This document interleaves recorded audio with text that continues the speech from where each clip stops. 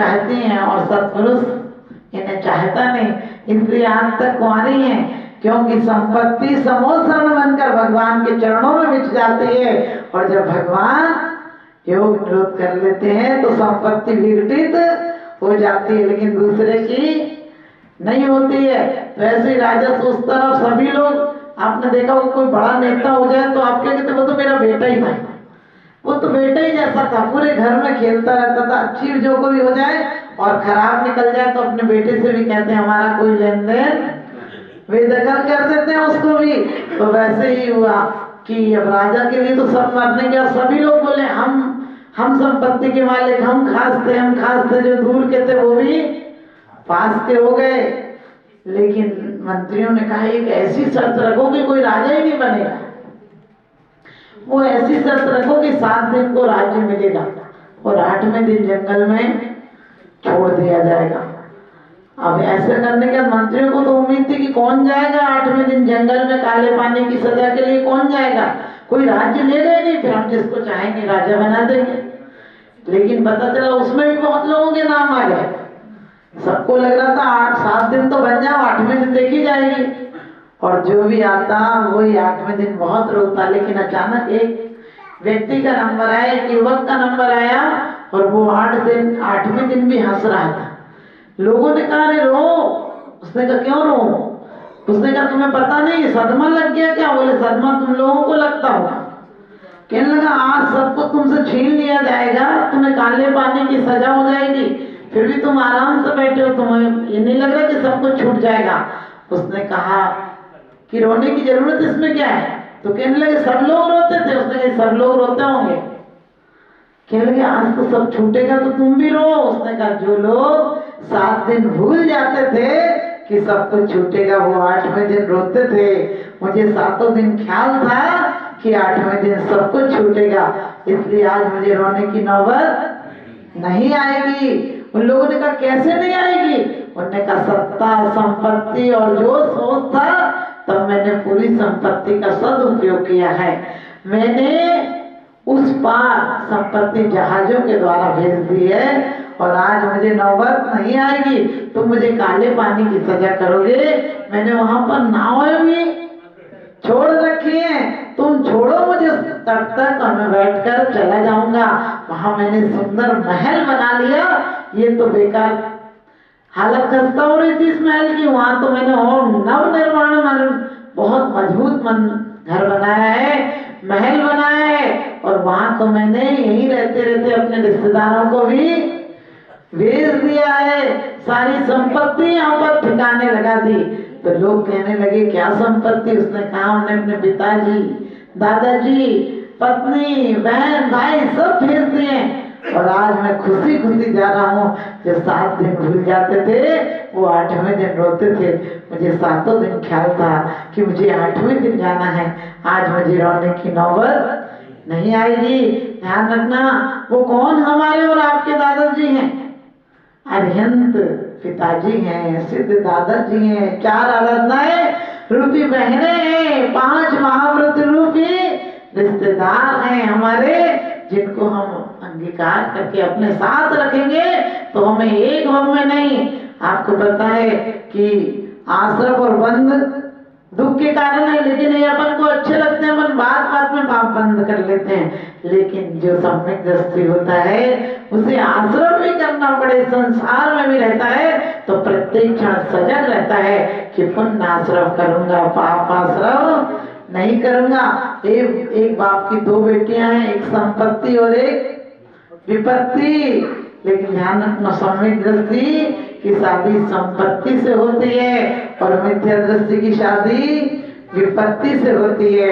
हम कह देते हैं कि पुण्य और पाप के फल एक से होते हैं, लेकिन पुण्य का फल हम इस पुण्य को नहीं चाहेंगे जिसके राग के उदय में आकर हम परमात्मा को भूल जाते हैं। हम तो पुण्य का फल चाहेंगे, तो पुण्य फला अर्हंता, यानी अर्हंत पद की प्राप्ति हो पुण्य के द्वारा। आप सबको बहुत बहुत आशीर्वाद। आप लोग इतनी अच्छी संख्या में मंदिर आते हैं। आज हम भाभी से भी कह रहे थे कि आपका बहुत पुण्य है कि आप लोगों के कारण इतने लोग मंदिर में आ रहे हैं और इतने लोग नए नए लोगों को दर्शन मिल रहे हैं। संस्कार मिल रहे हैं, तो ये संस्कार अपन बढ़ाएं और अपने ऊपर वो संस्कार प्राप्त करना है जो कि परमात्मा के संस्कार हैं। हम परमात्मा बन के इस मन में बीजारोपण करेंगे। ये मत सोचो यदि व्यक्ति बुद्धिमान हो तो पत्थर भी सीढ़ियों का काम करते हैं, और आदमी बेवकूफ हो तो सीढ़ियां भी पत्थर का काम करती हैं, सिर फोड़ लेते हैं लोग, रास्ते कभी नहीं पहुंचाते हैं। पहुंचने वाला ही व्यक्ति पहुंचता है। रास्ता गलत भी हो और चलने वाला बुद्धिमान हो तो सही जगह पहुंच जाता है। ध्यान रखना, हम भय से भगवान की पूजा नहीं करें। यदि सम्यक दृष्टि तो कुदेवों की पूजा ही नहीं करता है, और सम्यक दृष्टि भय से, स्नेह से, लोभ से परमात्मा की पूजा नहीं करता है। क्योंकि हम लोग बच्चों को डराते हैं, ऐसे करोगे तो नरक जाओगे, नरक में इतना कष्ट है। हमने कहा नरक से क्यों डराते बच्चों को? अरे स्वर्ग का परिचय कराओ कि स्वर्ग भी ऐसा सुंदर होता है। ध्यान रखना, नरक और स्वर्ग कुछ नहीं होता है। जहाँ हमारे मनोभावनाएं एक होती हैं, जहाँ हम लोगों से मिलते हैं, प्रेम होता है, तो वहाँ पर स्वर्ग होता है, और जहाँ कलह होती है वहाँ नरक होता है। दोनों की दो पत्नियां, माने पत्नियां दो तरह की होती हैं। एक तो देखती है 9 बज गया, वे कब जाएंगे। कलह करता हो पति तो पत्नी सोचती कब जाएंगे, 9 बज गया, अभी तक गया नहीं। और अच्छा पति हो, घर में मधुर व्यवहार हो, तो पत्नी शाम को इंतजार करती है, 7 बज गए अभी तक क्यों नहीं आए। ध्यान रखना, भलाई में हो अगर मौत तो जीने से बेहतर है। भलाई में हो अगर मौत तो जीने से बेहतर है, और बुराई का तो जीना मौत के सदमे से बदतर है। बुराई का तो जीना मौत के सदमे से बदतर है। अपने बच्चों को हर कोई आपस में मिले तो भय मत सिखाओ, प्रेम सिखाओ, करुणा सिखाओ, आपस में मेल मिलाप सिखाओ। हम लोग बच्चों को मंदिर में भय से लाते हैं, भय से वो नमस्कार भले कर लेंगे लेकिन उनके अंदर प्रेम नहीं आएगा, क्योंकि भय से प्रेम नहीं होता है। तो हम परमात्मा से प्रेम करें, हम परमात्मा के गुणों से प्रेम करें। परमात्मा से क्या प्रेम करोगे? तुम कहोगे आदिनाथ, हम लोग जब चाहे कहते हैं भगवान, दोबारा भगवान आ जाओ। अरे भगवान क्या आएंगे, हम वहां जाएंगे। ध्यान रखना, भगवान सिद्ध शिला से वापिस नहीं आते, लेकिन हम पुरुषार्थ करके उन तक जाते हैं। और जैसा कि आप लोगों से कहा था कि आप लोगों ने आज भी 7 साधुओं का हार हुआ शिखर जी में, बहुत बड़ी बात। आप लोग 3-4 कह रहे थे, लेकिन दीदी की खबर आई थी, आज वहाँ एक दीदी रहती हैं संग से, उन दीदी की खबर आई थी कि 8 से तो कम हो ही नहीं रहा हार, और करीब करीब रोज ही अपने यहाँ सबसे ज्यादा साधु आ रहे हैं। तो आप लोग जिस योजना से जुड़े हैं, और जो नहीं जुड़ पाए हो वो किसी रूप में जुड़े, लेकिन आप लोग अपने भाव जरूर बनाना कि हमारे घर से हम एक दिन भी बिना मुनि के हार दिए हमारे गले में ग्रास नहीं उतरेगा। भरत चक्रवर्ती के गले से एक दिन नहीं खाए तो उन्हें लगता था कि आज पातक का दिन है। पातक का दिन है मतलब कोई मर गया वैसा दिन है, और अपन ने यहाँ रोज खा लेते हो, गले में ग्रास ही नहीं अटकता है। उनके गले से ग्रास नीचे नहीं उतरता था, और अपना कभी अटकता ही नहीं है कि हमारे घर से साधुओं का हार नहीं निकला तो हम हार कैसे कर लें। तो आप सबको बहुत बहुत आशीर्वाद। आप लोग रोज प्रतिदिन, और कहीं भी ध्यान रखना, आज भी अभी शाम को एक जगह खबर आई है, कोई सूरत साइड से महाराज जी आने हैं, कोई वृद्ध महाराज जी हैं, तो उनके लिए व्यवस्थाएं बिहार की पूरी आ तो गया था, परसों फोन आ गया था कि उन महाराज जी की व्यवस्थाएं आप करवा दीजिए। तो आप कल से उनके लिए पूरी व्यवस्थाएं अपनी समिति से जा रही हैं। और शिखर जी में ध्यान रखना, आप लोग शिखर जी में जो नई माता जी, नई उम्र की माता जी होती हैं, कोई व्यवस्था नहीं होती है, उनको हम वहां तक भागलपुर तक छुड़वाते हैं, और इधर 300 किलोमीटर बनारस तक छुड़वाते हैं। जहाँ समाज होती है वहां तक छुड़वाते हैं। बड़े संघों की तो कई बार व्यवस्थाएं होती हैं, लेकिन जिन संघों की व्यवस्थाएं नहीं होती हैं, तो आप सब लोग शुरुआत करें। और कभी मत सोचना ये छोटा सा दीपक, तुम्हें लोग कहते हैं हमारे छोटे से होगा क्या, ध्यान रखना है, कभी मत सोचना। जब नदी पार कर रहे थे तो एक गिलहरी भी, रामचंद्र जी नदी पार कर रहे थे तो एक गिलहरी भी हाँ पूंछ में पानी लाती थी और छिटकती थी। लोगों ने कहा इससे क्या होगा, तो बोली क्या होगा मुझे पता नहीं, लेकिन जब समुद्र खाली करने की बात आएगी तो मेरे नाम खाली करने में आएगा। तो आप ध्यान रखना, हम लोग भी कभी ये मत सोचो हमारी 4 कदम के, यदि हमारी शक्ति 4 कदम चलने की है तो छोटा सा दीपक भी रात भर अंधेरे से लड़ता है, और 4 कदम चलो तो 4 कदम और आगे दिखा देता है। तो आप लोग भी अपनी शक्ति के अनुसार सेवा भैया वृत्ति के कार्यों में लगना। और मुझे तो अभी बल्कि दीदी कह रही थी कि आप ऐसे हाँ क्यों बोल रही हो, हमने कि देखो अपने जीते जी, अपने जीते जी अपन मरने के बाद चाहेंगे भी तो कुछ नहीं कर पाओगे। चाहने के बाद भी आप अपने घर आओ और चाहो कि हम 2-4 हजार रुपया कहीं दान कर दें, कर पाओगे क्या? एक बेटा आया और बोला माता जी हमारे पिताजी दिखते, हमने कि दिखने दो ना, पिताजी हैं। बोले नहीं वो दिखते हैं, हमने कि दिखने दे, बाप ही तो है। बोले नहीं वो मर गए, हमने की बातों से पता लग रहा है। हमने की कोई छोड़ के मरे कि नहीं? बोले छोड़ तो बहुत गए, फैक्ट्री छोड़ गए, 2 करोड़ की कोठी बनवा गए और बहुत बहुत पैसा छोड़ गए। तो मैंने कि बेचारे देखने आते होंगे कि सही से लगा रहा है कि नहीं लगा रहा है। तो बोले आप माता जी इंतजाम करो ना, हमने कि हम कर देते हैं इंतजाम। बोले हमने कि एक ऊपर का कमरा दे दो उनको, कहीं दिखे। बोले बाबूजी ऊपर कमरा है और एक थाली रोज रख दिया करो वहां। तो बोले माता जी ऐसा होता है क्या? आप तो उन्हें निकलवाने की व्यवस्था करो। हमने कि हम तो इतनी गद्दारी नहीं कर सकते तेरे बाप के साथ, तू पहले से कहता तो बेचारा अपना इंतजाम कहीं तो कर लेता। मोहीन संवृतम ज्ञानम स्वभावम लत्ते नहीं मत्ता पुमान पदार्था नाम यथा मदन को द्रवई। ध्यान रखना, हम लोग ऐसी आसक्ति में नहीं मर जाएं कि मरने के बाद देखने आए। बिल्कुल सत्य घटना है मुंगावली की, हमारे गांव की। एक व्यक्ति ने बहुत बड़ा मंदिर क्या, उन्होंने तो पूरे मंदिर की, आप सैरोन जी आज भी जाएंगे तो जो बड़ी बड़ी 31 फुट की प्रतिमाएं वो सारी सिंघई जी ने विराजमान कराए।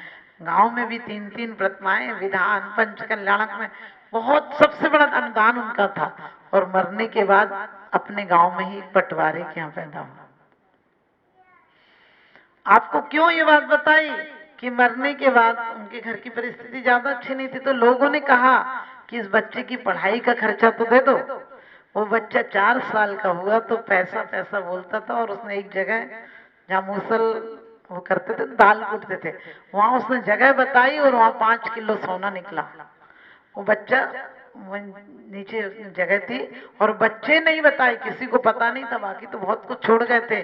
और वो 5 किलो सोना उनको मिल गया घर वालों को। लेकिन कोई कहे कि उसको थोड़ा बहुत भी कोई सहयोग करता नहीं करता है, तो आप लोग ध्यान रखना कि अपने जीवन में अपने सत्कर्म खुद कर लेना, बात के लिए मत छोड़ जाना। लोग कहते हैं उनकी पुण्य स्मृति में की, मैंने कहा उनकी स्मृति में तो उन्होंने कुछ पुण्य नहीं किया, उनकी पुण्य स्मृति में कैसे किया? अपनी स्मृति को पुण्य स्मृति बनाना, अपने मन में कभी विकल्प कसाएं राग देश को मत आने देना, तो सच्ची भक्ति हो जाएगी। क्योंकि महापौन के पुंजते तो उबारे, हम उसमें पढ़ते हैं नरेंद्रम फरेंद्रम पार्श्वनाथ स्तोत्र में कि भगवान आपकी भक्ति से महापौन यानी पाप रूपी पहाड़ से, पाप रूपी भार से मुझे आप उभार लेते हो। इन शुभ भावनाओं के साथ हम वो पार्श्वनाथ स्तोत्र पढ़ेंगे। और जैसा कि आपको उत्तम भाई साहब ने कहा था, तो आप लोग सभी जुड़े। और हम तो ये चाहते हैं कि आप लोग बढ़ चढ़ के जुड़े, जितनी जिसकी शक्ति हो सामर्थ्य के अनुसार जुड़े। और हमारा मन रहता है, हम लोग उड़ीसा गए तो हमने वहां पर देखा कि ईसाई मिशन का इतना अच्छा काम है, पूरा पूरा प्रदेश ईसाई मिशन बना हुआ है। यानी वो लोग सिर्फ 50 रुपए एक परिवार को देते हैं ईसाई बनने पर महीने के, और पूरा प्रदेश का प्रदेश ईसाई बना हुआ है। क्या हम लोग जैन लोग नहीं चाहते हैं कि हम कई प्रदेशों को थोड़ा थोड़ा सहयोग दें और कई प्रदेशों को जैन बना दें, शाकाहारी बना दें? ध्यान रखना लोग, आप लोगों को लगता होगा माता जी हिंसक लोग कहाँ बनते हैं। हमने उड़ीसा के एक जगह थे कैंजर के जंगलों में, तो वहां हमने एक दिन प्रवचन दिया। हम रोज शाम को कुछ बंटवाते थे, तो भक्ति तो करते ही हैं। तो एक दिन हमने ऐसे ही बोला कि तुम लोगों को कपड़े इसलिए नहीं दिए, वहाँ कपड़े नहीं है, मैंने कहना चाहिए कपड़े लेडीजों पर भी पूरे नहीं है, बेचारे बहुत मजबूरी हालत है। तो हमने बोला तुम लोगों को भगवान ने इसलिए कपड़े नहीं दिए कि तुम लोग मांस खाते हो, और भगवान ने जो जानवर पे कपड़ा दिया तो वो तुम उतार लेते हो, मन मार देते हो उसको। आप सोचिए, मुझे बल्कि फिर बाद में दुख हुआ, उन लोगों ने बहुत लोग आए हुए थे और जो बेचारे जूते ही पहने थे उन लोगों पे तो चमड़े के वही थे और वो छोड़ के चले गए। बोले कि आज नहीं, आज के बाद नहीं पहनेंगे। आपने बोला हम खाएंगे भी नहीं, लेकिन उन लोग बेचारों पे कुछ खाने को ही नहीं होता है। ध्यान रखना, हम लोगों को ऐसे लोगों को जैन बनाना चाहिए। एक बार हमने बोला और बेचारे लोग, हम बल्कि हमको कुछ तरस आ रहा था कि दोबारा तो खरीद नहीं पाएंगे, तो मैंने उनसे बोला नहीं नहीं ये तो पहन लो। बोलते कि नहीं आपने बोला अब तो हम पहनेंगे नहीं, हम चाहे 6 महीने 2 साल तक भी नहीं खरीदेंगे लेकिन ये पहनेंगे नहीं। तो ध्यान रखना, आप लोग कभी मत सोचो, क्योंकि उठो बंधु अब तुम जागो, जैन धर्म अपनाना है और वाद विवाद में नहीं उलझना, सत्य धर्म को लाना है, सत्य धर्म को लाना है। इन्हीं स्वभावनाओं के साथ बोलिए आदिनाथ भगवान